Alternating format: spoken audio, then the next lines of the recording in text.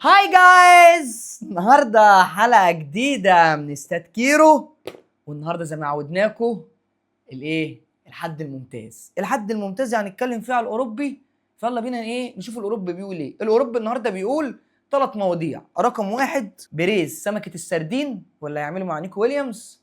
رقم 2 السيتي ومرموش. ورقم 3 تحليل نهائي دوري ابطال اوروبا.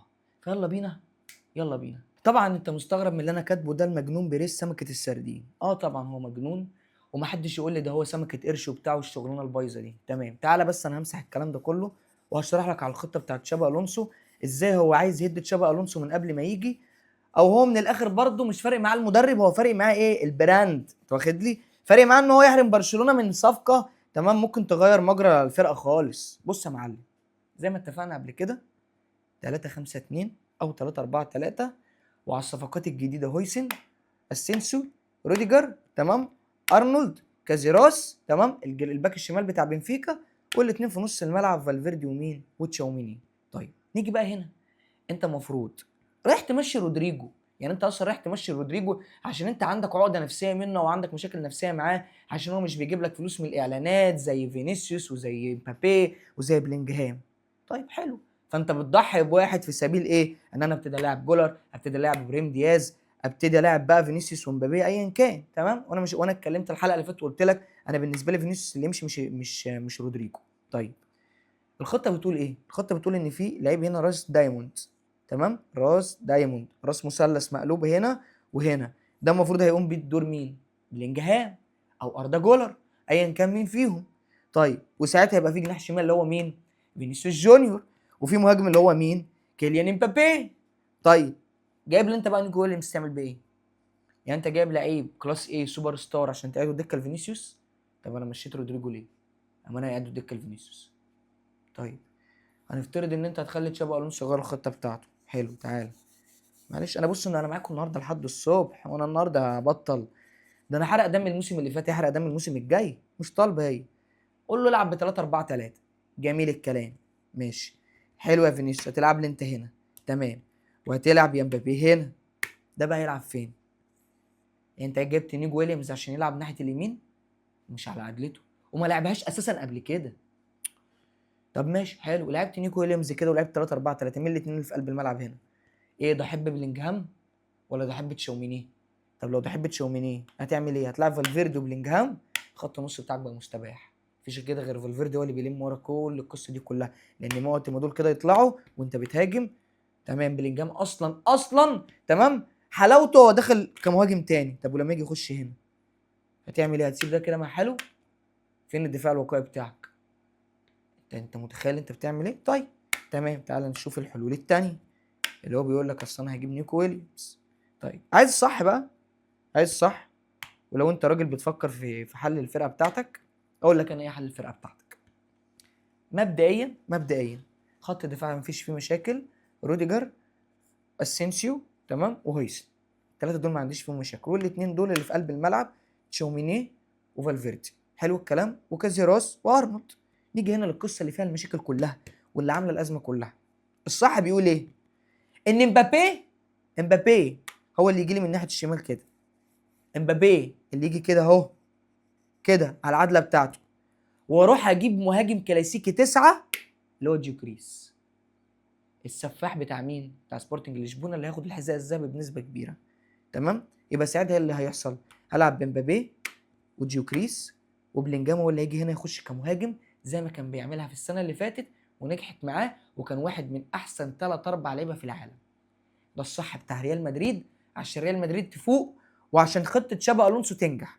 طب وفينيسيوس يا معلم؟ ماشي يا عم، انا ما عنديش مشكله. هات يا عم فينيسيوس، هات فينيسيوس. لعب مبابي وفينيسيوس ولعب جوكريس ومبابي. يعني وقت ما انا العب فينيسيوس العب يا مبابي، وقت ما انا العب بمبابي لا تعالى لي يا جوكريس. تمام، طب وقت ما انا احب اقلب الخطه؟ لا يا عم، انا وقت ما احب اقلب الخطه معلش يا مبابي تعالى لي انت بقى شويه يمين. تمام، وانت يا فينيسيوس روح شمال. وساعتها العب ب 3 4 ب 4 3 3. تمام، واجيب يا معلم ده هنا واجيب ده هنا واجيب ده هنا.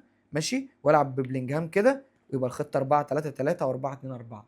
مع ان انا واثق مليون في الميه ان تشابي الونسو مش هيلعب غير ب3. لان هي دي فلسفته.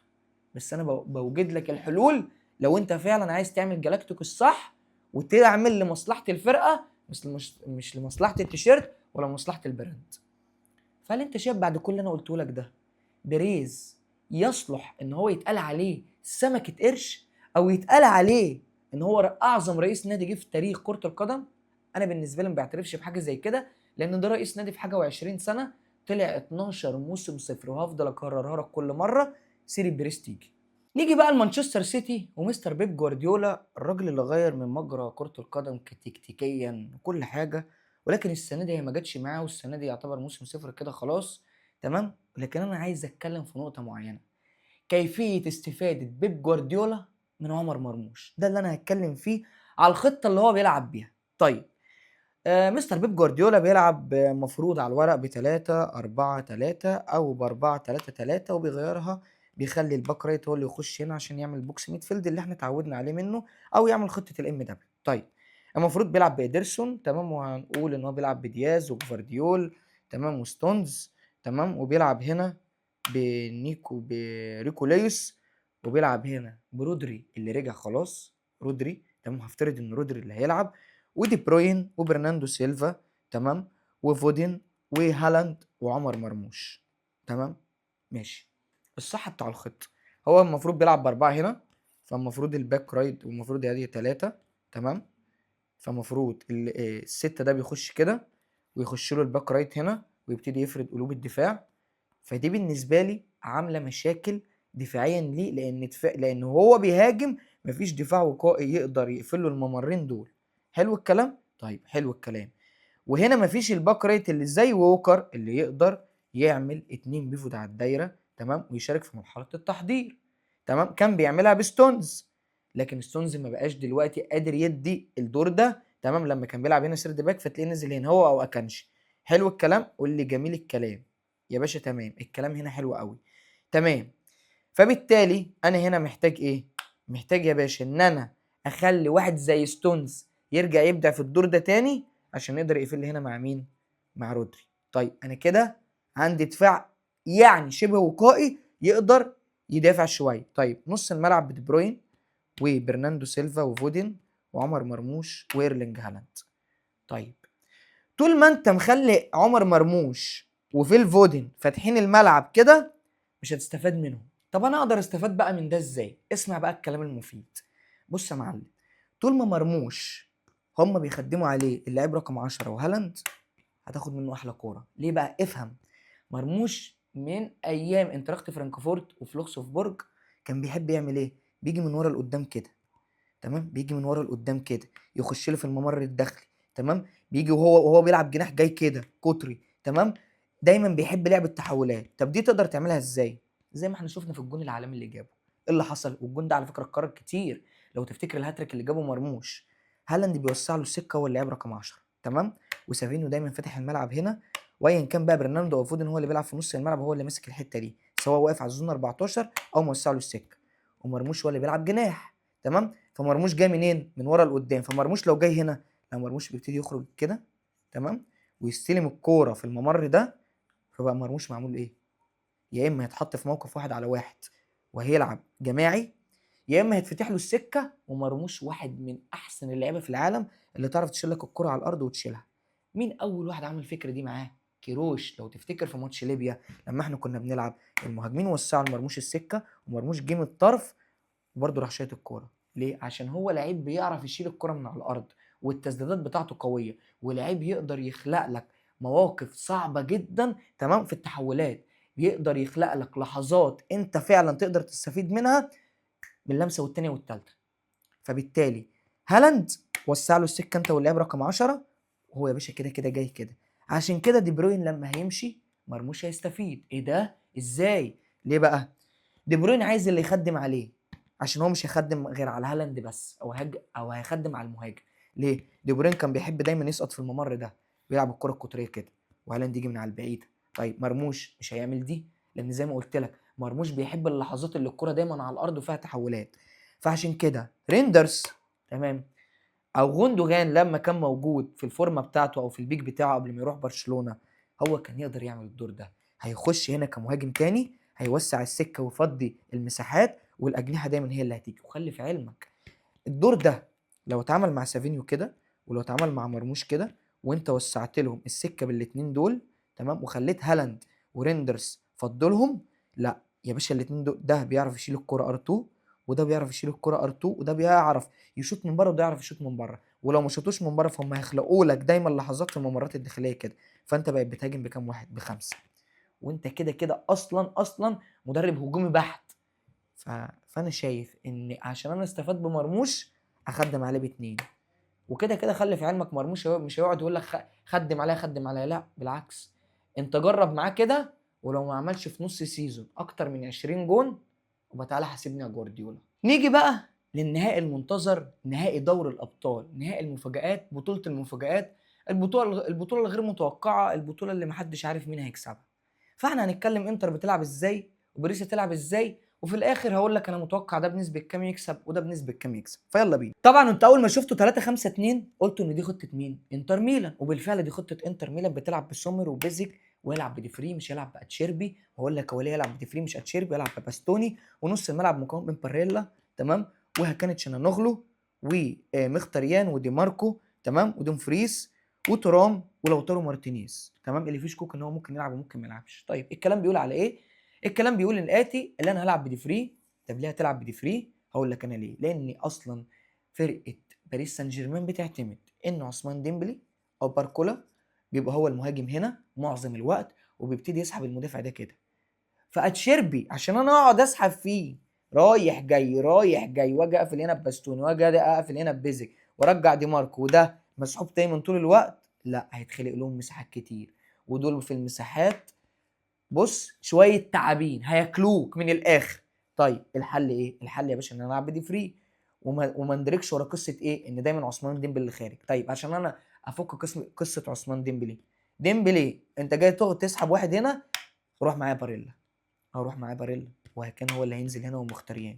فباريلا هو دايما اللاعب المتحرك، تمام، مع المهاجمين اللي هتخرج بره المنطقه، لان نفسه اطول، تمام، اندفاعاته احسن، تمام، يقدر لو ضغط كبير هيقدر يعمل لك تحولات احسن من هكان واحسن من مختاريان، لان الاثنين دول في الاول وفي الاخر سنهم اكبر، لياقتهم اقل، تمام، والاثنين دول بتوع كوره على الارض. يعني من الاخر انا محتاج هكان بتاع توزيع لعب، العب هنا العب هنا، لكن ده بتاع تحولات طول الوقت رايح جاي رايح جاي، عباره عن نحله. بيفكرني ببارك جي سونج. تمام، حلو الكلام حلو الكلام. يبقى انا كده دفاعيا قدرت احد شويه من خطوره باريس. طيب وانا بلعب على الاطراف، لا الاطراف دي بقى محتاجه قصه تاني. الاطراف دي محتاجه كومباكت جيم. يعني ايه؟ هما دلوقتي بيحبوا مثلا يلعبوا كفاره سخالي، فكفاره هيروح هنا، تمام، دومفوريس هيرجع له، هخلق له واحد كمان، تمام، اللي هو مين؟ اللي هو مثلا باريلا، واعمل هنا مثلث مع بيزك، يبقى انا كده خلقت له ايه؟ 2-1. حلو الكلام؟ ماشي. ساعتها كان هيعمل ايه؟ هيسقط هو هنا عشان ما يحصلش القصه اللي حصلت، وان في لعيب يجي من ورا لقدام وياخد الكره من على الزون 14 او من على البعيد. طيب وساعتها مختاريان، لا مختاريان هيقفل الناحيه الثانيه، والاثنين دول هيرجعوا كده. فانا وانا بدافع، لا انا وانا بدافع اعمل مثلثات، اقفل هنا بمثلث، واقفل هنا بمثلث، وانا واقف هنا على الدايره بلعيب حامل الزون دي. ساعتها في الموقف اللي هم عايزين يخلقوه دايما 1-1 او 1-2، لا مش هيبقى فيه الكلام ده كله خالص. طبعا حكيمي هيزيد ونوننز هيزيد والقصه دي كلها، بس انا حامي ب3. يعني لو هو بيهاجم ب2 فانا حامي ب3، تمام. ودايما لازما لو طاروا او ترام ينزلوا مع اللعيب اللي هو نيفيز او فيتينيا او ايا كان مين. ده وانا بدافع انا بلعب كومباكت جيم وقادر احمي الفرقه بتاعتي. طيب تمام انا بقى بهاجم، تمام، تعالى انا بهاجم. خلاص انا كده بقى بهاجم وبخرج بالكوره. ماشي، هتترص الخطه كالاتي، تمام. بص يا معلم، الناس دي دايما بيحبوا يعملوا ايه؟ الباكات بتاعتهم بتخرج كده، الباكات بتاعتهم بتخرج كده.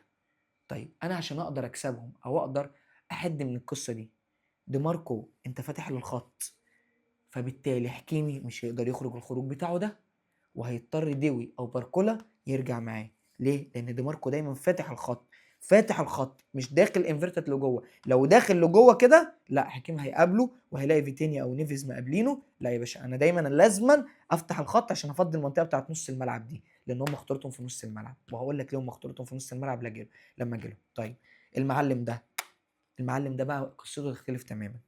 نونينز العكس، بيحب يفتح الخط كده، تمام، وبيحب يخش، لكن 70% من الوقت بتاعه فتح الخط عشان كفارا يلعب هنا. فبالتالي ايه اللي هيحصل؟ لا ده انت دايما تخش لي انت هنا كده، وترام هيوسع لك السكه، وساعتها بقى انا بهاجم بثلاثه، تمام، ودي ماركو جاي مكمل من وراه، ومختاريان هو اللي جاي بيوزع اللعب كبلاي ميكر. انا عندي بقى الجراءه ان انا افتح خطوطي قدامهم، واجيب باريلا هو اللي يخش كمهاجم تاني هنا، وانا بهاجم، واقدر اعمل تحول دفاعي في ثانيه الا ثانيه. دي بتاعتك انت بقى، انزاجو بتاعت لعيبتك، لكن انا اقدر اعمل كده. فهل انت شايف بقى بعد كل اللي انا شرحته لك ده، انتر قادره ان هي تجاري باريس؟ تعال نشوف باريس، وساعتها انت هتقول لي مين اللي يقدر يجاري مين. خلينا متفقين على حاجه، دي اسهل بطوله ممكن ياخدها الخليفي، وده اسهل بطوله ممكن تحقق باريس، لان لو ما حققتش البطوله دي مش هتشمها مره تاني، تمام. ليه؟ هما انتر مهلوكه بدنيا، انتر بتنافس في دوري قوي، انتر بتنافس نابولي وكانت بتنافس برشلونه، وجايه بص مش شايفه قدامها من الاخر، تمام، وبنسبه كبيره هتخسر الدوري، تمام. فتعالى انا اقول لك المفروض يعمل ايه. بص يا معلم، هو هيلعب هنا بدوناروما احسن حارس في العالم السنه دي، اشرف حكيمي ونونو مينديش، الاثنين دول احسن اثنين باكات في العالم. هيلعب بباتشو وماركينيوس، وهيلعب بنيفيز وفابيان رويز والولا فيتينيا، تمام. هلعب بدوي، مش هلعب بباركولا، وهلعب بعثمان ديمبلي، وهلعب بكفاراتسخيليا. طيب هنبتدي الاول بمرحله التحضير، واحنا بنخرج فيتيني هو اللي بيقوم بمرحله التحضير، وساعتها الولا نيفيز هو اللي بيخرج له هنا، وفابين رويز بيمسك اي ممرر من الممرين دول ايا كان، سواء ده هنا او ده هنا، تمام. وفيتيني هو اللي بيتحول ايه، مركز كام؟ مركز 6، عشان هو احسن واحد فيهم بيخرج بالكوره. طيب هم في الخروج بالكوره بيعرفوا يخرجوا، ان مينديز بيخرج هنا، فلو مينديز خرج فانا بفتح الملعب، واشرف حكيمي هو اللي بيثبت لي هنا، عشان مينديز دايما هيخش هنا كده. طب الولا نونو مينديش، تمام، سيبت هنا، اشرف حكيمي هو اللي بيخرج هنا، وباركولا بيخش له، واشرف حكيمي يا اما بيفتح الخط يا اما بيخش في الممر الداخلي، وبيعملوا تبادل ادوار سويتش سواء بين ده وبين ده. طيب انا عشان اعرف اكسب الانتر اعمل ايه؟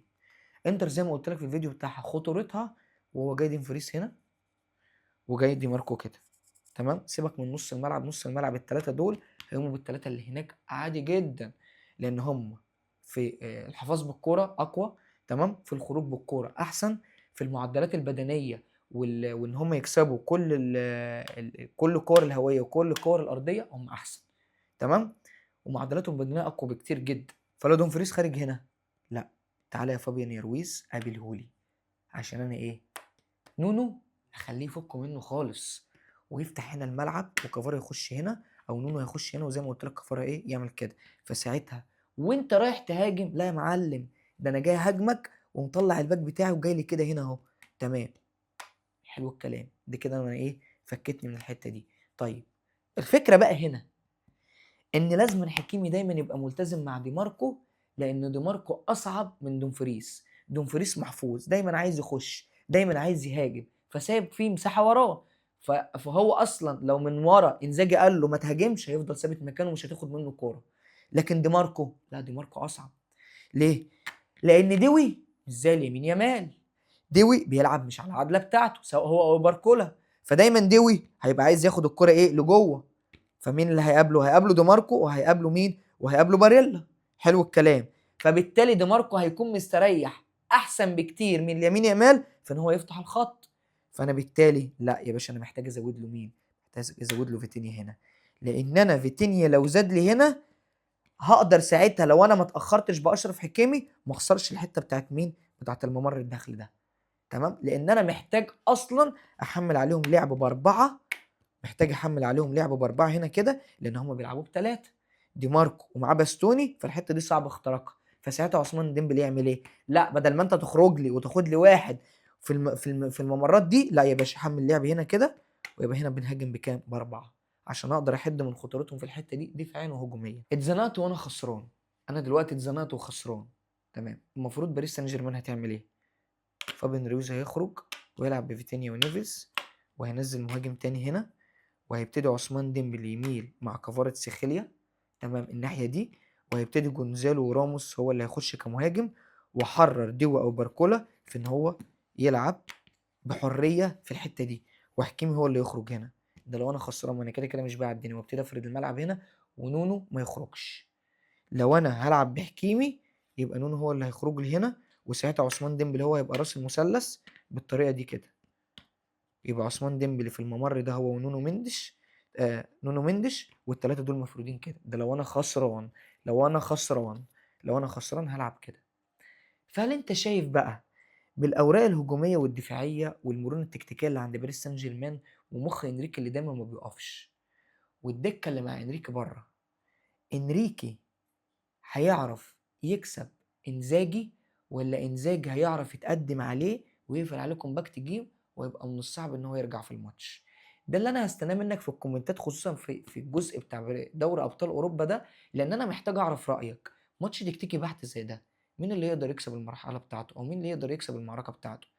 انزاجي بنص الملعب بتاعه اللي هو دايما بيعتمد عليه، والاتنين الباكات اللي هم الوينج باكات، ولا المعمعة الهجومية بتاعت باريس سان جيرمان والاتنين باكات اللي دايما جايين لي من هنا وعاملين لي قلق في المباريات الداخلية؟ واحنا كده النهارده خلصنا حلقة الحد الممتاز من استاد كيرو. ما تنساش بقى تعمل اللايك وتعمل الشير والاشتراك والكومنتات والحاجات الحلوة بتاعتكم دي. واخر حاجة انا اقولها لك، توقعاتي باريس تاخد 60%، انتر هتاخد 40%. انت شايف حاجة تاني قولها لي في الكومنتات.